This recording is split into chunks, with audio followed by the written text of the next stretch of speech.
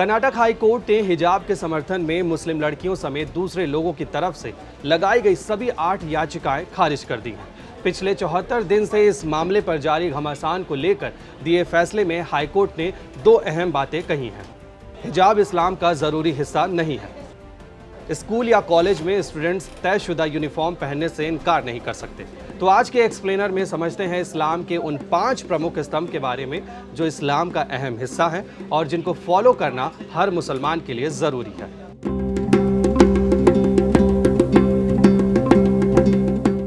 मुसलमानों के लिए इस्लाम के 5 स्तंभ काफ़ी मायने रखते हैं। ये स्तंभ 5 संकल्प की तरह हैं। पहला स्तंभ है शहादत, यानी पहला कलमा। एक मुसलमान शहादत का कलमा पढ़कर अपने मुसलमान होने की घोषणा करता है। ला इलाहा इल्लल्लाह मुहम्मदुर रसूलुल्लाह। इस पहले कलमे का मतलब है अल्लाह एक है, अल्लाह के सिवा कोई माबूद यानी दूसरा खुदा नहीं है और पैगंबर मोहम्मद अल्लाह के रसूल हैं। मुस्लिम परिवार में जब किसी बच्चे का जन्म होता है तो सबसे पहले उसके कान में शहादत का कलमा पढ़कर सुनाया जाता है। दूसरा स्तंभ है नमाज। नमाज का जिक्र कुरान शरीफ में बार बार किया गया है। इस्लाम धर्म से जुड़े हर महिला और पुरुष को दिन में 5 वक्त की नमाज पढ़ना ज़रूरी है। मुसलमान होने की बुनियाद ये है कि कोई व्यक्ति अल्लाह को मानता हो और नमाज पढ़ता हो। इस्लाम में 5 वक्त की नमाज पढ़ना ज़रूरी है और इसको बिल्कुल भी छोड़ा नहीं जा सकता। साथ ही नमाज अदा करने के कुछ बेसिक नियम हैं जिनका पालन कर आप नमाज अदा कर सकते हैं। नमाज को 5 वक्त में बांटा जाता है। सुबह की नमाज को फज्र, दोपहर की नमाज को ज़ोहर, शाम से पहले असर, शाम के वक्त को मगरिब और आधी रात से पहले पढ़ी जाने वाली नमाज को इशा की नमाज कहा जाता है। तीसरा स्तंभ है रोज़ा, यानी रमज़ान के दौरान उपवास रखना। रमज़ान के महीने में रखा जाने वाला रोज़ा यानी उपवास हर सेहतमंद मुसलमान पर फ़र्ज है। ऐसा माना जाता है कि रमज़ान के महीने में रोज़ा रखने वाले रोज़दारों को कई गुना सवाब मिलता है और उन्हें जन्नत नसीब होती है। रोज़ा रखने का मतलब सिर्फ केवल रोज़ेदार को उपवास रखकर भूखे प्यासे रहना नहीं, बल्कि इसका सही मतलब ये है कि अपने ईमान को बनाए रखना, साथ ही मन में आ रहे बुरे विचारों का त्याग करना और अपने गुनाहों से तौबा करना।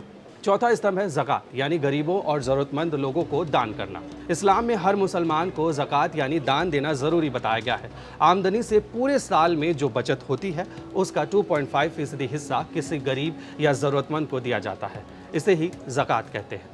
ज़कात पूरे साल के दौरान कभी भी दी जा सकती है, हालांकि मुसलमान रमज़ान के महीने में ज़कात देना ज़्यादा पसंद करते हैं। 5वां स्तंभ है हज, यानी मक्का जाना। इस्लाम के कुल 5 स्तंभों में से सबसे इम्पॉर्टेंट स्तंभ हज है। सभी स्वस्थ और आर्थिक रूप से सक्षम मुसलमानों से अपेक्षा होती है कि वो जीवन में एक बार हज पर ज़रूर जाएं। ऐसी मान्यता है कि हज के बाद हज करने वालों के तमाम गुनाह माफ़ हो जाते हैं अगर साफ नियत के साथ वो अपनी गलतियों से तौबा करें। ज़्यादातर मुसलमानों के मन में जीवन में एक बार हज पर जाने की इच्छा होती है। दुनिया भर के लाखों मुसलमान हज के लिए हर साल सऊदी अरब पहुंचते हैं। सऊदी अरब के मक्का शहर में काबा को इस्लाम में सबसे पवित्र स्थल माना जाता है। तो ये थे इस्लाम के वो 5 स्तंभ जिनका पालन करना हर मुसलमान के लिए ज़रूरी है।